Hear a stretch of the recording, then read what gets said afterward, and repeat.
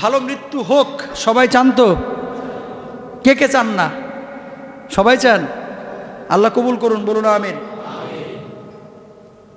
সিজদায় মৃত্যু যেন হয়, আমরা দোয়া করি কিন্তু অনেকে যে আল্লাহ রাব্বুল আলামিন যখন পৃথিবী থেকে আমরা বিদায় নিব, সিজদা অবনত অবস্থায় দুনিয়া থেকে যেন বিদায় নিই।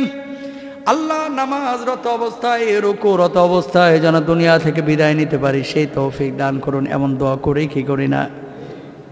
এই দোয়া করা সম্পূর্ণরূপে জায়েজ, কারণ আল্লাহ নবী বিশ্বনবী সাল্লাল্লাহু আলাইহি ওয়াসাল্লাম বলছেন, যার বিদায়টা ঈমানের উপরে হবে ও কাল কিয়ামতের ময়দানে ঈমানের উপরে অবিচল থেকে হাসরে উঠবে। বলুন সুবহানাল্লাহ। হযরত ওমর ফারুক রাদিয়াল্লাহু তাআলা আনহু সব সময় একটি দোয়া করতেন, আল্লাহ রাব্বুল আলামিনের কাছে ফরিয়াদ করতেন, আল্লাহুম্মা রযুকনি শাহাদাতান ফি সাবিলি। ওগো আল্লাহ, আপনি আমাকে শাহাদাতের মর্যাদা দান করুন, আপনার রাস্তায় লড়াই করে যেন শহীদ হতে পারি সেই তৌফিক আল্লাহ আপনি আমারে দান করুন। ওয়াজাল মাউতি ফি বালাদি রাসূলিক, আর আপনি আমার মউতটা রাসূলুল্লাহ সাল্লাল্লাহু আলাইহি ওয়াসাল্লামের শহর মদিনায় কইরেন। আল্লাহ রাব্বুল আলামিনের কাছে এইভাবে দোয়া করেছেন, আল্লাহ আপনি আমাকে শাহাদাত দিয়েন আর আমার মৃত্যুটা নবীর শহরে মদিনায় দান করেন। আল্লাহ রাব্বুল আলামিনের কাছে ওমর ফারুক রাদিয়াল্লাহু তাআলা আনহু দোয়া করেছিলেন, আল্লাহ রাব্বুল আলামিন রাসূলের শহরেই ওমর ফারুক রাদিয়াল্লাহু তাআলা আনহুর মওত দিয়েছিলেন। বরকত আছে না নাই? আছে। আল্লাহ রাসূলের আশপাশে যারা শুয়েছেন তারা কি জাহান্নামী? নাউযুবিল্লাহি মিন যালিক। আবু বকর রাদিয়াল্লাহু তাআলা আনহু, ওমর রাদিয়াল্লাহু তাআলা আনহু, এমনকি আম্মা জান আয়েশা সিদ্দিকা রাদিয়াল্লাহু তাআলা আনহা, তিনিও চেয়েছিলেন রাসূলের পাশেই শয়ন করতে কবরে। সুবহানাল্লাহ।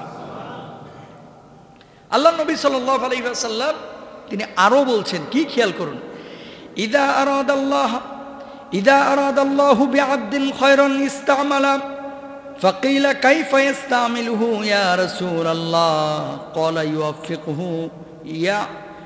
يوفقه بعمل صالح। বলুন সুবহানাল্লাহ। আল্লাহ নবী বিশ্বনবী সাল্লাল্লাহু আলাইহি ওয়াসাল্লাম বলেন, আল্লাহ রাব্বুল আলামিন কোন বান্দার যদি কল্যাণ চান, তারে ভালো কাজ করতে সহযোগিতা করেন, ভালো কাজের তৌফিক দান করেন। সাহাবীরা জিজ্ঞেস করলেন, ইয়া রাসূলুল্লাহ, কিভাবে একজন মানুষকে আল্লাহ রাব্বুল আলামিন ভালো কাজের তৌফিক দেন?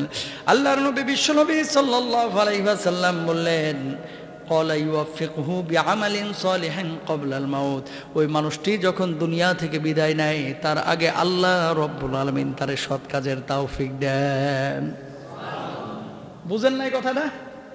মানে কোন মানুষের কল্যাণ যদি আল্লাহ চান, ওই মানুষটি দুনিয়া থেকে বিদায় নেওয়ার আগে আল্লাহ তাআলা তারে ভালো কাজ করান। দেখবেন অনেক মানুষ পৃথিবীতে আছে, দুনিয়ার খারাপ ছিল, 50 বছর বয়স হয়েছে, ওর মতো আল্লাহর ওলি, আল্লাহওয়ালা মানুষ এলাকায় আর দেখা যায় না। আছে না নাই? মানে একবারে ফুলফিল ভালো। তার মানে কি জানেন? এই হাদিস, আল্লাহ তাআলা যদি কোনো মানুষের কল্যাণ চান, মৃত্যুর আগে তারে ভালো কাজ করাইয়া তারপরে দুনিয়া থেকে বিদায় করেন। সুবহানাল্লাহ। ভালো না খারাপ? ভালো। সুতরাং ভালো কাজ করার জন্য সর্বদা প্রস্তুত থাকতে হবে, দোয়াও করতে হবে। আল্লাহ, যে দোয়া ওমর রাদিয়াল্লাহু তাআলা আনহু করেছেন, আপনি আমাকে শাহাদাতের মওত দান করেন। আল্লাহ, আপনি আপনার নবীর শহরে আমার মৃত্যু দেন। আল্লাহ, আপনি আমাকে সাজদা অবনত অবস্থায় মৃত্যু দেন। আল্লাহ, আপনি আমাকে তাহাজ্জুদের ওয়াক্তে তাহাজ্জুদ পড়া অবস্থায় মৃত্যু দেন। আল্লাহ, আপনি আমাকে রুকু অবস্থায় মৃত্যু দেন। আচ্ছা, কোটি কোটি মানুষ আমরা প্রতিদিন নামাজ পড়ছি না? বাংলাদেশ, ভারত, পাকিস্তান, শ্রীলঙ্কা, অমুক তমুক, সারা ওয়ার্ল্ডে আপনার হাজার হাজার লক্ষ লক্ষ কোটি কোটি মানুষ নামাজ পড়ছে। মাঝে মাঝে কিন্তু এমন ঘটনা ঘটে যে সেজদা অবস্থায় মৃত্যু হয়ে গেছে, মৌত হয়ে গেছে, সেজদায় যে গিয়েছে আর মাথা উঠায়নি। ঠিক কিনা? এরকম ঘটনা ঘটে না? তার মানে কি, সেও দোয়া করেছে, আল্লাহ রাব্বুল আলামিন তার দোয়া কবুল করেছেন। বলুন সুবহানাল্লাহ। আল্লাহ রাসূল সাল্লাল্লাহু আলাইহি ওয়াসাল্লাম বলছেন, সবচেয়ে একটা মানুষের বড় প্রয়োজন, আদামুল হাজাত, একটা মানুষের বড় প্রয়োজন কি জানেন?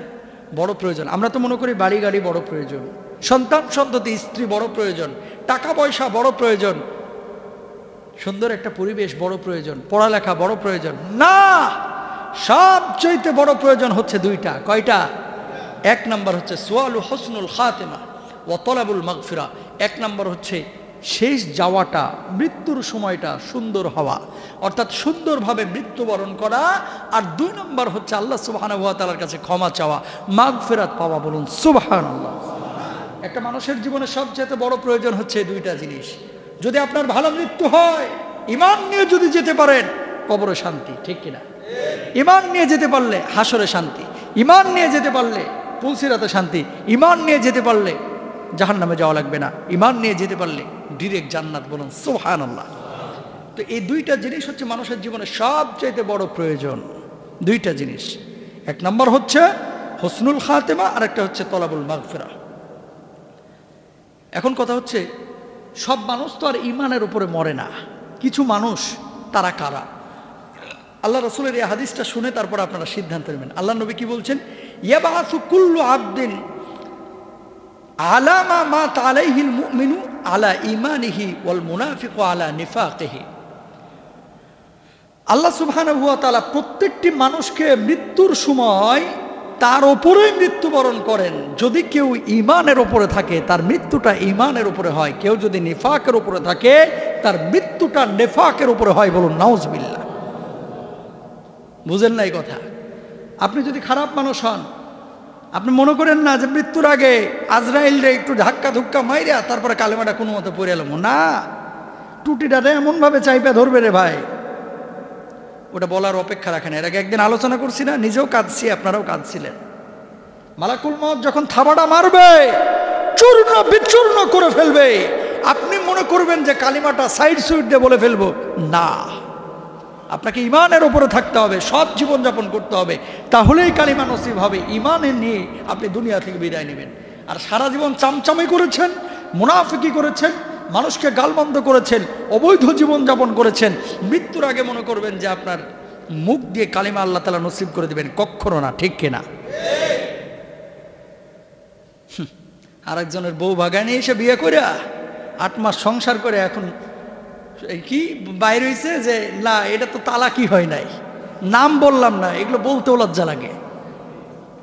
আস্তাগফিরুল্লাহ বলেন। ঢাকঢোল পিটায় বিয়েও করে। এ কোন সমাজে আমরা বসবাস করতেছি? আর সে আবার বলতেছে যেহেতু আমার ঘরের বউ ছিল, এখন আসলে আবারও আমি ওয়েলকাম করব। নাউজুবিল্লাহ বলেন। এটার শাস্তি কি মুখে বললাম না, খালি সূরা নূরটা পড়ে দেখেন।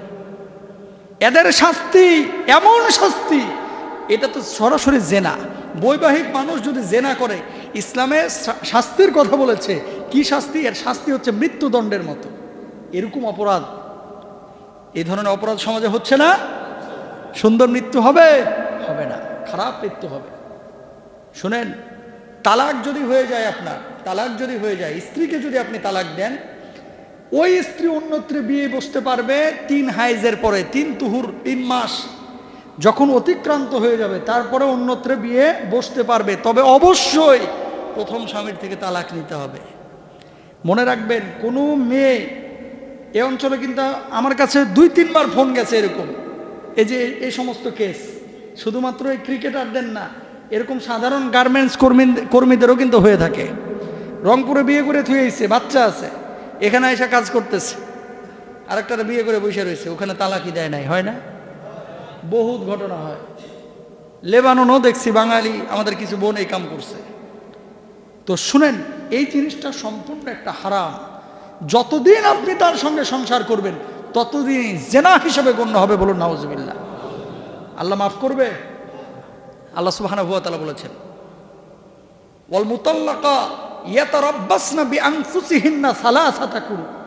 3টা কুরু, তুহুর আপনাকে অপেক্ষা করতে হবে অন্যত্রে যদি আপনি বিয়ে শাদী করতে চান। প্রিয় ভাইরা আমার, যেখান থেকে কথাটা, যদি আপনি ভালো থাকেন আপনি জান্নাতে যাবেন, যদি ভালো না থাকেন আপনি জাহান্নামে যাবেন। আপনি যদি সুন্দর মৃত্যু চান, জীবনটাকে সুন্দর করতে হবে। আপনি যদি ঈমানের উপরে মৃত্যু চান, আপনার ঈমানের উপরে আপনাকে অবিচল থাকতে হবে। মুনাফিকি নীতির উপরে যদি আপনি থাকেন, আল্লাহ রাসূলের এই হাদিসের উপরে ভিত্তি করে বলা যায়, আপনার মওতটা হবে মুনাফিকি নীতির উপরে। মুনাফিক হয়ে মরবেন।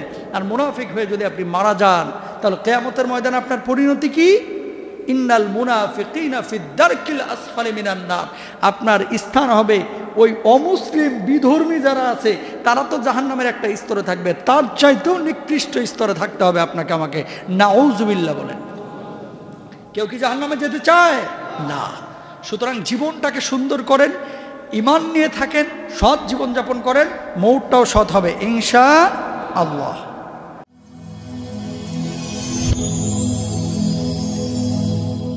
Rose TV 24.